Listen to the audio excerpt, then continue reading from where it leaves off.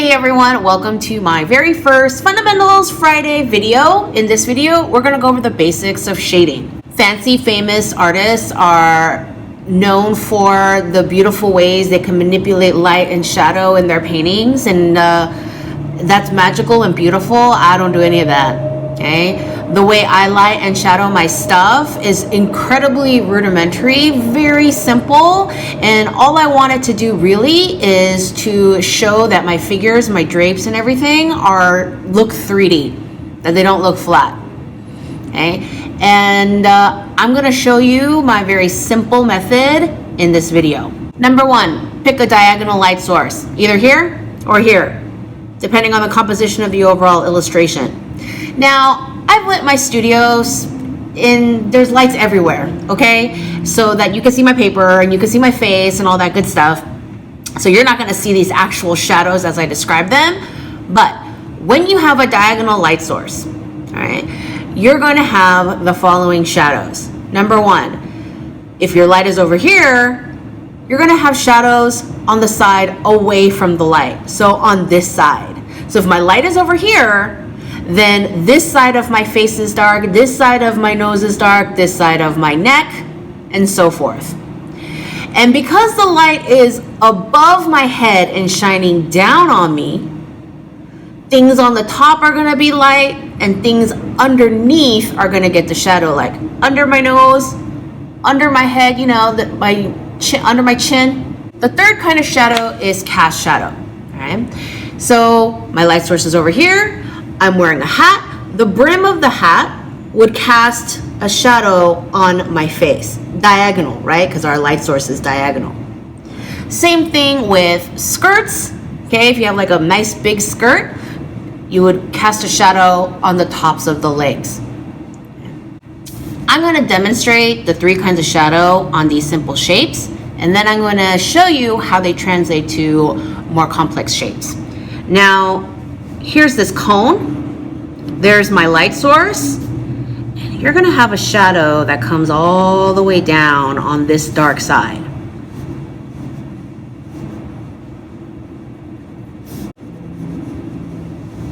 So this side is the dark side away from the light. And when you do shadows, okay, don't do just like a skinny line. That doesn't look like a shadow. You want a quarter to a third of the object in shadow so that it looks like it's going around. So, going all the way down, quarter to a third. I don't like bringing the shadow all the way to the edge, okay? If that's the edge of my cone, I like to shadow with a little bit of space.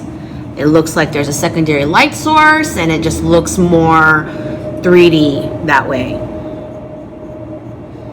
I will bring the shadow all the way to the bottom of the cone though. A lot of the time I like to illustrate using at least two values of shadow. So I will stick a darker shadow in the center. I'm gonna show you guys how I do all these things in different media. So hit the subscribe button so you get an alert for when I post those videos. My cylinder here. Now the top of my cylinder doesn't get any shadow because it's flat and facing the light. However, all of this, a quarter to a third, would be in shadow all the way to the bottom, leaving a little space here, and then the center of the shadow would have a more intense shadow.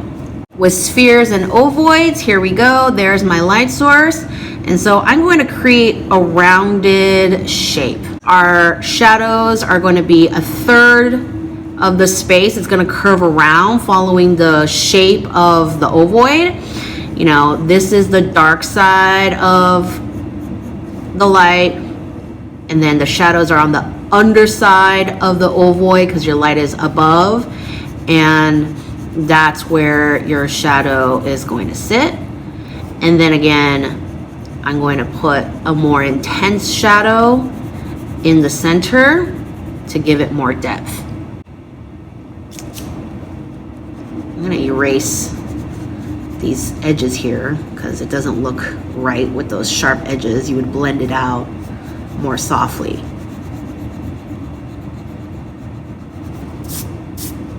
Now, how does this translate to more complex shapes? Let's say you are drawing a skirt. There's your A-line skirt right there. That's how you would shadow an A-line skirt. If you watch my drawing clothes series, you know that everything is wrapped around the body. Okay, there are no flat horizontals unless you're exactly at eye level. When I draw hems, I draw the overall shape first before I put in the drapes.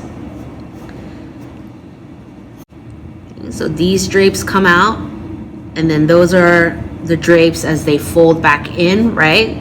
Cross section would be this comes out, and then it rolls back, this comes out, and it rolls back like so. That's the hem. If that's your light source, each of these drapes is like a cone. It's a cone of drape. So this area is flat, okay? It's smooth around the hips.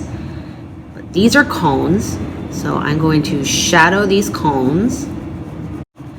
And the further away I get from my light source, the bigger my shadows get. So this is a third, this is a little more than a third, almost bordering half, and then this whole side is dark. That's the side of her hip. And then I want to put in some more intense shadows in the centers. And then I want to put in cast shadows. These pockets in here, they're in shadow because these outside drapes are blocking the light. So in here.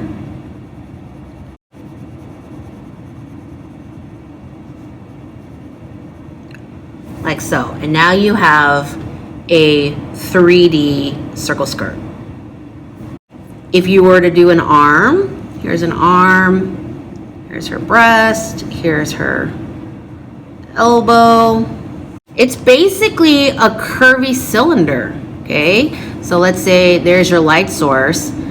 Armpits are always dark because it's a cast shadow from the torso. But then this side gets the shadow, third to a quarter, right? Sometimes when I want something to look a little bit more dramatic, I get, a little bit thicker on the shadow. Not the top of her shoulder, right? Because the top gets light, just the side. And you're gonna shadow it, but you're gonna follow the curve of the arm. Same with the leg. There's her light source, okay? Let's say she's wearing a skirt. First of all, we would have the dark side of the leg, following all the way down. And then a little bit more intense shadow in the center, optional. Shadow on the dark side of that kneecap. And then a cast shadow from the skirt, right? You kind of have to guesstimate how much of a shadow it would draw, but this kind of shadow, this kind of form shadow can be soft and blended out, but this kind of cast shadow, it would be sharp, okay? Because the shadow just ends exactly where the skirt cuts off. So you don't need to blend that out. And there you go, basic shapes, how to shade them, and how learning and practicing shading basic shapes, you can translate that to shading more complex shapes. In future videos in this series, I'm going to cover how to shadow using different media. I'm going to have one all about color pencils, one all about markers, etc. And then I'm going to move on to how we shadow more complex shapes and drapes. But this is the basics series, so I'm trying to keep these tutorials short. It's kind of difficult for me because I'm the kind of teacher who wants to explain all the things, and I have to remind myself that I'm not teaching a master class on shading and lighting. It reminds me of my 8th grade science teacher. She used to say all the time, kiss it, keep it short and simple. As usual, check the info box for questions, and if your answer is not there, leave me a comment below. If you found this video helpful, please hit the like button, hit the subscribe button if you want notifications for the next in my shading series, and go practice, and I will see you in the next video.